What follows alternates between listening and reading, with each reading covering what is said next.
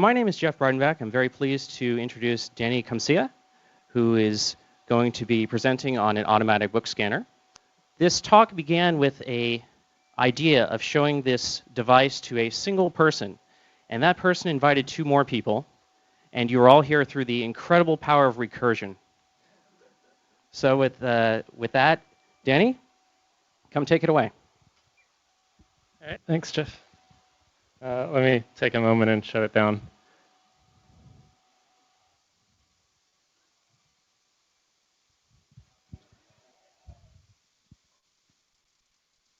I'm just going to tell you about this book scanner that I built. But first I want to just show you a few examples of some book scanning technologies that already exist for comparison. The easiest way to scan a book, of course, is to cut off the binding and then stick it through a sheet-fed machine. There are machines that'll just feed each sheet through and scan it, very high quality. But the problem is you destroy the book. So what we're talking about here are non-destructive book scanners. So there's a large class of book scanners that are not totally automatic, where a person turns each page. And a lot of the time there are glass plates that flatten the pages out, and then there are cameras that take a picture of both pages. So you have to kind of raise this glass plate, turn the page, lower the plate, and then snap a picture. So it's pretty fast, but involves a lot of manual labor. There's actually a large community of people at DIYBookscanner.org that build their own, and they post instructions for how to build your own. So they make them out of cardboard and wood and all kinds of things that are lying around. There are some commercial robotic book scanners. There's quite a few that use some sort of robot arm, the same way that a person would turn a page. And Kirtas is one of these examples. So they have an arm that kind of suctions a page and they move it over to the other side.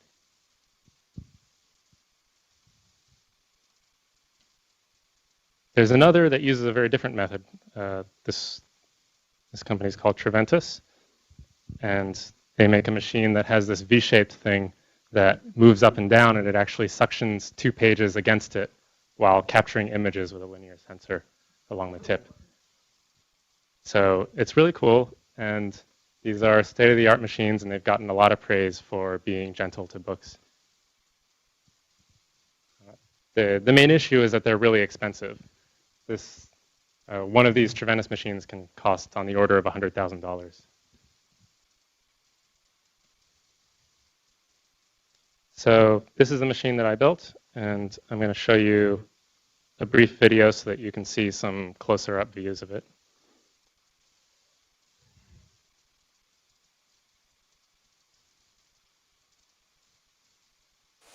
And then I can go into some of the technical details.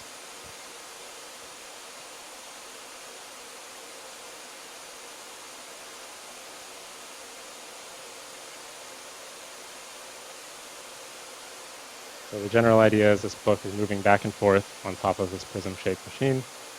There are linear sensors, just like in a flatbed scanner, that the book moves across and it captures an image of each page. And then there's a vacuum, in this case just a regular house vacuum that's connected to those slots. It's sucking air and it sucks a single page through. And that page goes across to the other side.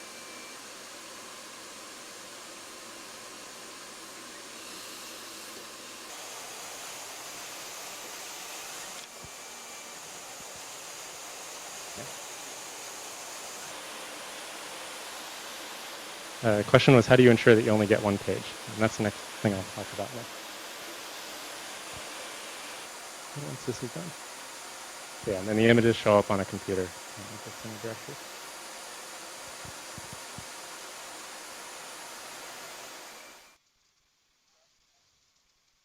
So it's really simple, and it doesn't involve very many parts, so it's not very expensive to build. So yeah, the question was, how do you ensure that it only turns one page? So I'm going to try and provide a very simple diagram of what's going on when a page gets peeled off. In this case, we have a stack of pages that are sliding in from the right, and I'm looking at them edge on. And they're sliding along this curved surface, and along that curve, there are slots where I'm applying vacuum suction. So hopefully it's obvious that one page gets sucked against this. The other pages don't actually receive any suction, so they will tend to stay straight and go across, and then they get divided by this piece of metal on this side. Now, it's still possible for two pages to kind of be stuck together. And to help out with that, in this prototype, there's actually air that blows up from underneath, like onto the edges of the pages, and that helps to separate pages if they're stuck together. So next I want to talk about why the channel that the page goes through looks so strange, why it's shaped the way that it is, and try to explain the motivation for that. And I'll try to explain it by explaining a few examples that don't work. So for example, if you have this prism shape, and I'm looking at a top view here, where a page on one side has to get from that side over to the other side. The simplest thing to do is to cut a slot, like a diagonal slot in that prism, so that the page can slide into it and go across to the other side. The problem you run into is when the page is in the middle of that slot, it actually has to kind of twist. The binding of the book stays straight, but the page has to twist along that slot, and that's something that it just can't do. So it's very likely for the page to tear.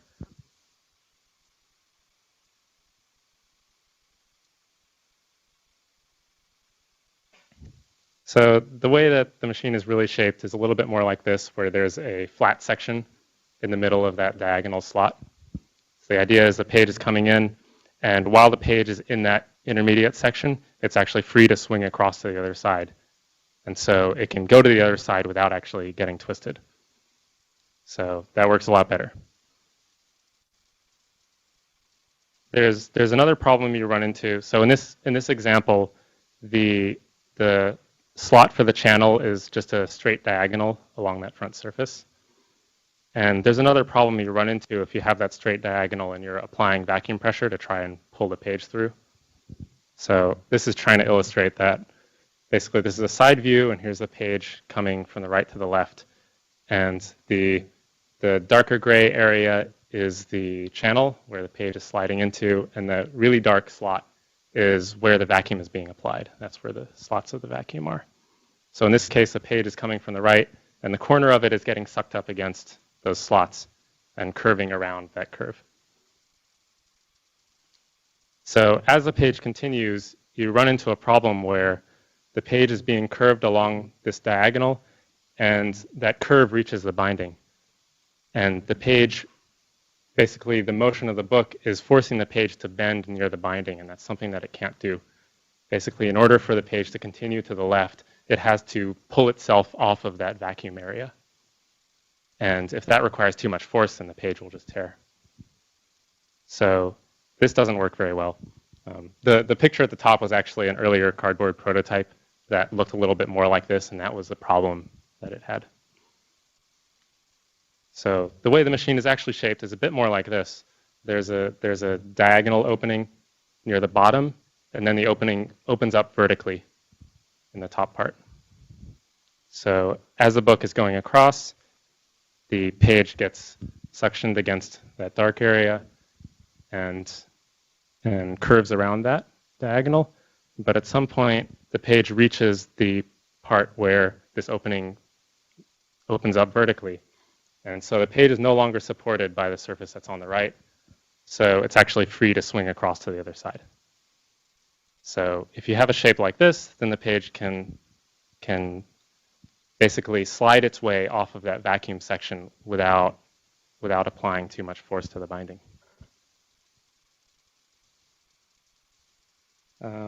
Okay, so the sensors, let's see, I've got one here. So these are the sensors.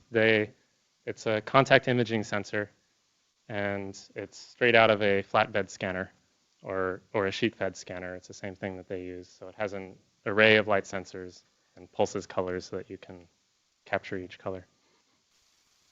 And it actually did come from a sheet fed scanner. We took it apart. We took apart a lot of scanners, actually. And it turns out if you take out the circuitry and these scan bars and just plug them together, you can use it just like that. You can tell the computer to scan, and it thinks the scanner is just a regular Canon scanner, and it captures images. So there's very little software required, and we didn't have to do any of the electronics. One note about using these sensors is that the sensor is kind of square, and when you stick it inside of, this is an end view of the machine with the book open on top. When you stick it inside, you can't actually stick it all the way up into that corner. And that can present a problem because you can't capture an image all the way into the groove of the book. So if the book has very narrow margins or has content that's all the way into the groove, then you might not be able to see that content. And for this prototype, one way we improved that situation was I just took these sensors to a belt sander. And it turns out you can grind away quite a bit of that circuit board before the thing stops working.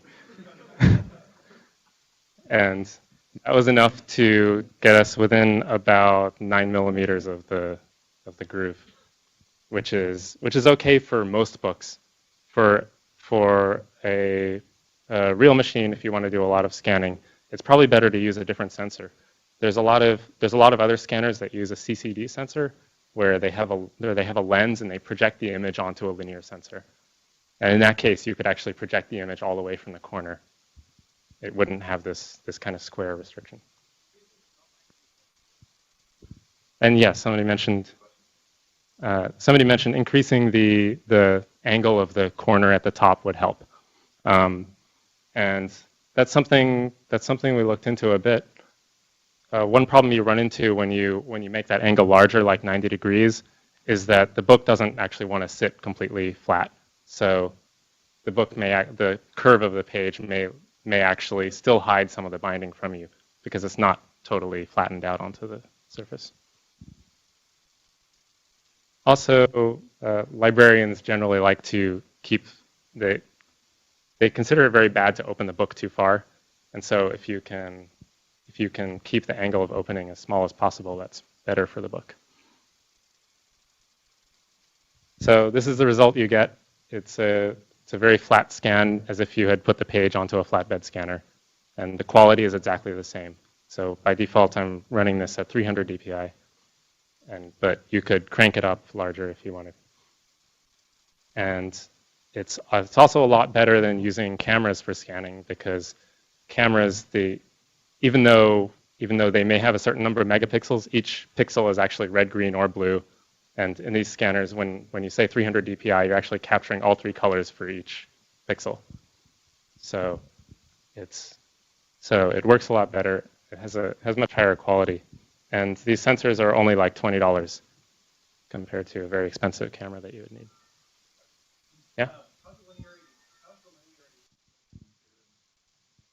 The question was, how's the linearity of motion? Like, do I have to do any correction for the motion not being very constant? And it seems pretty good. We've looked at the images and haven't noticed any disturbances. The motor is a stepper motor, and it has a very controlled motion. And the belt that we're using is a timing belt, the same as in a regular scanner. Earlier, we had experimented with ways of correcting for that using kind of a pattern that's on this saddle.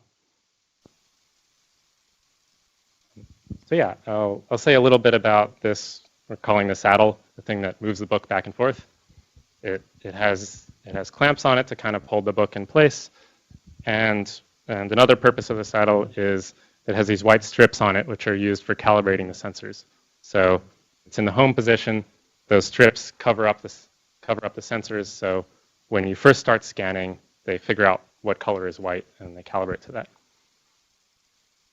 The other important function of these clamps is to help support the weight of the book. So if you don't have them, you run into a problem where, say you have a very thick book and you're at the very beginning or end of the book, so all the pages are to one side. That weight can cause the book to kind of sag, and it causes the pages to sort of curve near the binding, and that can cause problems for page turning, or the book could just fall off to one side if it's very large. Yeah. The question was, does this mostly work for hardbound books, or does it work for softcover books as well? And it does work for softcover books.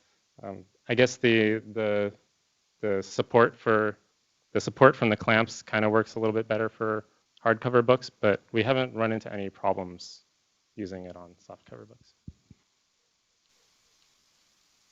So yeah, the clamps on the saddle look kind of like that, and they help support the weight of the book.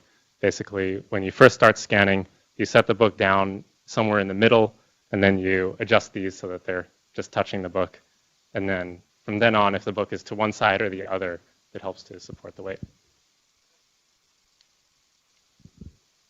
So the motor we're using, I said, is a stepper motor. It's an M drive, and we have this timing belt that goes around the top and then down through the machine. And this motor actually comes with a built-in microcontroller. So, and pretty much the entire code for it is on the right. Basically, you pre-program it with the code that tells it how fast to go and when to change direction. And from then on, when you power it up, it just goes back and forth and does its thing. The extra thing that it does is it has a serial connection, and at the beginning of each cycle, it outputs a new line. And we use that for timing the actual scan so that we know when the motor's arrived. So the software for this is really simple. The scan image program that shows there, that's from an open source scanning library called Sane. And so we haven't made any, we didn't need to write any software for that. And we call that with a flag that tells it to capture an image every time you hit enter. That's the bash prompt. And so then all you have to do is take the line breaks from the motor and pipe them over to scan image, and then the machine runs. So one command.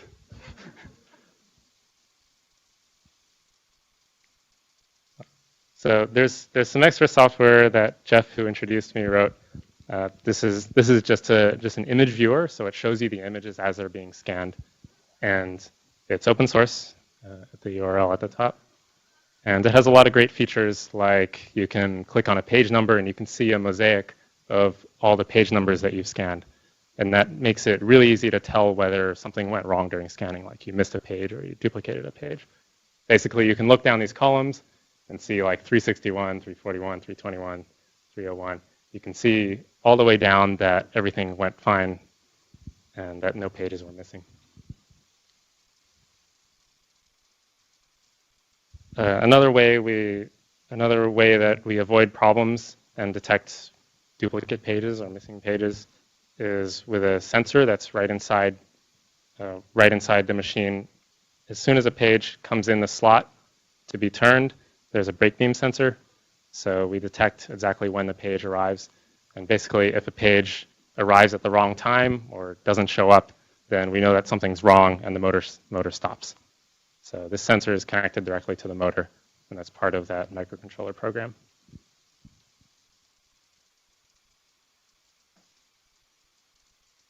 So that's about all the details. Just to give an idea of where things are, this is the first non-cardboard prototype.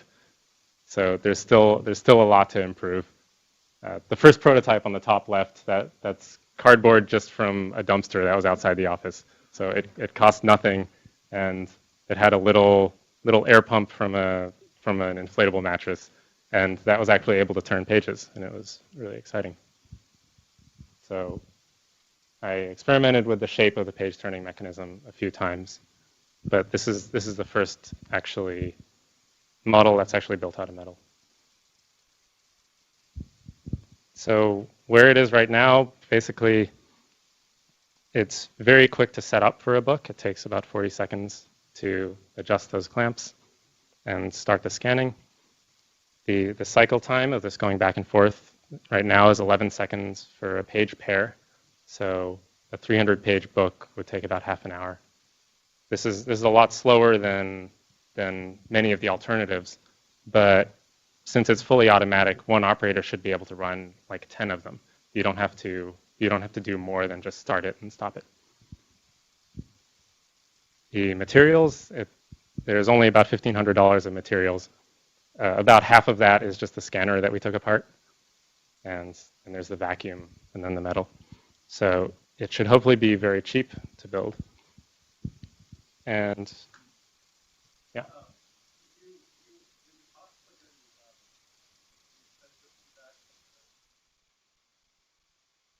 The question was, is it possible to get any sensor feedback from the motor as to whether the page is hung up or tearing? And yeah, there are models of this motor where it will know if it's stalled, if something is stuck. And I'm sure there are models where you could also detect how much force it's taking to move. So yeah, if you wanted to get a fancier motor, you could do that. Yeah? What prevents me from running it faster? Right now, that's actually the motor. If I try to run it faster for a large book, then the motor doesn't have enough power to move it. So an easy way to make it faster is just to get a better motor. There's also things you can do with the arrangement of the sensors and the shape of the thing. Basically, just make it so that it has a shorter distance to travel.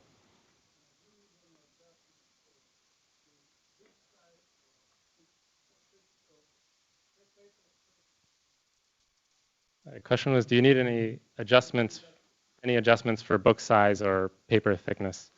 There's a limit to the size of books that this can be scanned, and right now, I guess I was going to mention we've only scanned about 50 books. Basically, about 60% of the books that we've come across are able to be scanned. Like many of them are too big or too small. So basically, it has to fit inside of the saddle, and it also has to be able to reach those vacuum slots. If a book is really small, then it won't reach them at all. And so that's a number that could also be improved by changing some of the dimensions, basically doing a bit more experimentation with how the thing is shaped. And then for thin pages or thick pages, one major factor in that is what the power of the vacuum is. So it's best if you can adjust that, so for very thin pages, you don't want to pull too hard on them. But again, there's a limit on what you can do for that. So this works on most books we've come across, but it won't work on like dictionary thin pages or really stiff kind of cover page material. So we still have a lot of problems. Basically, about 45% of books have one or two skipped pages that we tried. And about 45% of them have some sort of fold or tear in the page. And that's really bad. This image is an example of one of the bad cases. And actually what happened here was the page already had a little bit of a tear in the corner, and that presents a problem. So when it went through the machine, it kind of exacerbated that and folded it. Of the books, yeah, not the pages. So it's only a couple errors in the book. So for most pages, it was fine.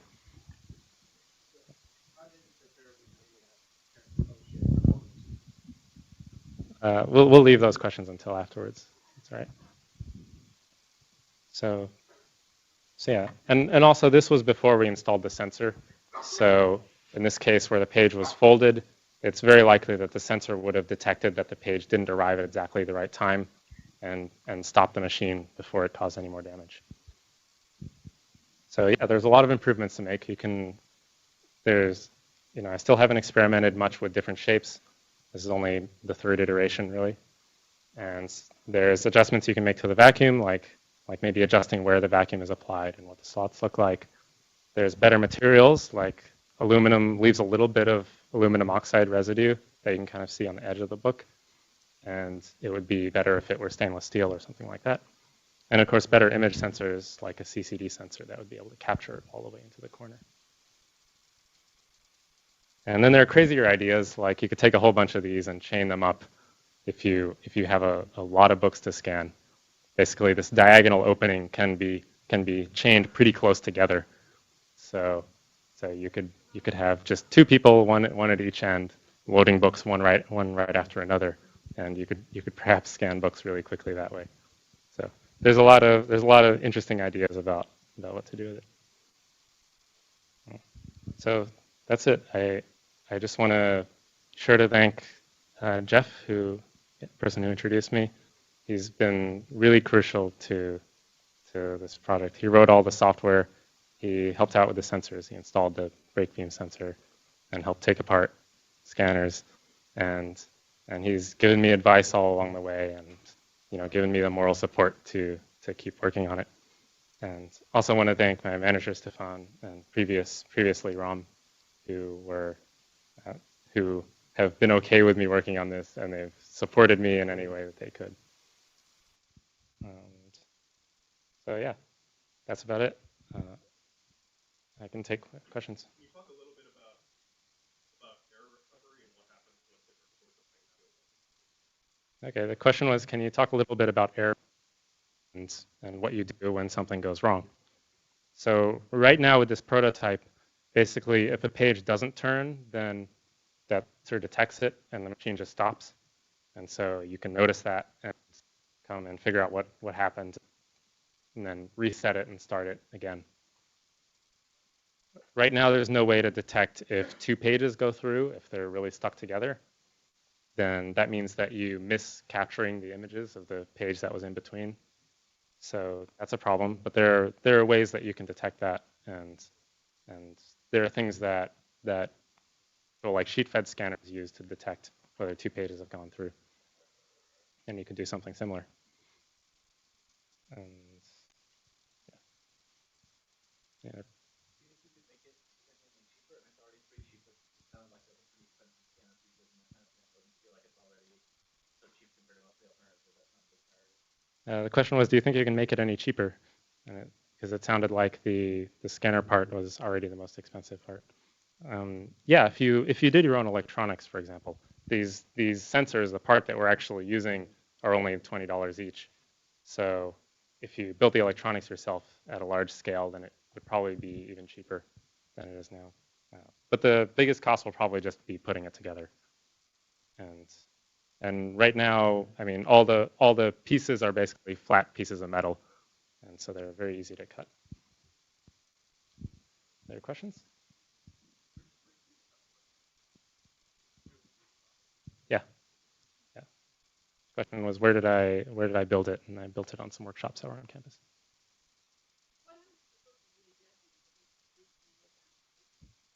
Question was, what happens if the book is really dirty? Does it leave a streak all the way down the page? If there's really something like smeared on the paper, then yeah, that could like get stuck to the sensor and leave a streak, and you probably have to have some process to notice that and clean it up. But we've joked that since the book is traveling over these vacuum slots, we're actually cleaning out dirt from the book as it goes, and that's a feature. Any others?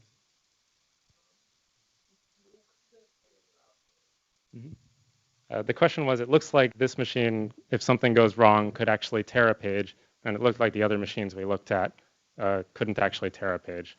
So the other machines, they do tear pages. It's just very rare, and they're gentle enough that libraries are okay with using them. For this machine, we've actually talked to the conservationist from Berkeley, and he was really excited, basically, that the benefit of having digital versions of these for people to use was greater than the risk, the small risk of causing damage to some books. And libraries accept the risk that, like, when they check out books, they are going to come back in worse shape than they were before, but that it's worth it for people to use the book and to read the content. But yeah, hopefully this can be improved to the point that it is safe enough to use on fragile books.